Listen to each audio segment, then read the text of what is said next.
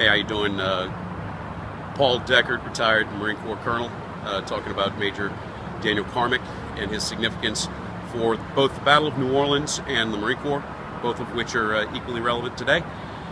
He happened to be an individual who was selected for the rank of Major by Congress when they reinstituted the rank of Major and sent to the then most important post outside of Washington, D.C., which was the new barracks in New Orleans in the early 1800s. A whole bunch of things happened, but it ended up being that Major Carmick was the senior federal ground officer present when Andrew Jackson and his force of combined federal troops and volunteers arrived in the city to defend the city for the Battle of New Orleans.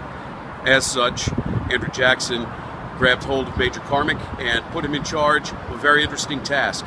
It was his job to raise a brigade of residents of the city in order to help defend the city. So Major Carmick was the one, at the request of General Jackson, who organized, trained, and worked towards the equipping of the Orleans Brigade that helped plug the line at the Battle of New Orleans down in Chalmette, where we now know the battlefield to be. Major Carmick and his Marines also did pre-battle activities leading up to the battle, where they attempted to slow the British advance out in the area around Lake Bourne as soon as they were transitioning from their ships to the shore, and then as soon as they transitioned to the shore, they conducted another raid to try and slow down their advance. The casualties were equal on both sides. In the second raid, Major Carmick was wounded, and his being wounded, literally a rocket took out his horse. His being wounded motivated his men and the men of the Orleans Brigade in the eventual final battle that took place down at the battlefield, again, down at Chalmette, that we're currently having our celebrations around.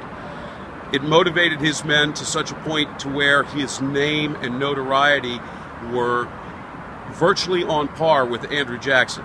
And that's not a felonious statement in any way.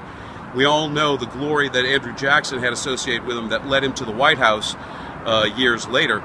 What we don't know about Major Carmick is, one, should he have lived, he eventually died almost 2 years later from wounds that he sustained during the battle. Should he have lived, he was the second senior officer in the Marine Corps and would have become Commandant of the Marine Corps. Two, after the Battle of New Orleans and the resolution of the War of 1812, he was recognized by an act of Congress. There was no such thing as a Medal of Honor, or even the Navy's version, the Brevet Medal, at that time. What you got at that time for recognition was an act of Congress. Some of the other noteworthy people who have been recognized by act of Congress include the Marquis de Lafayette.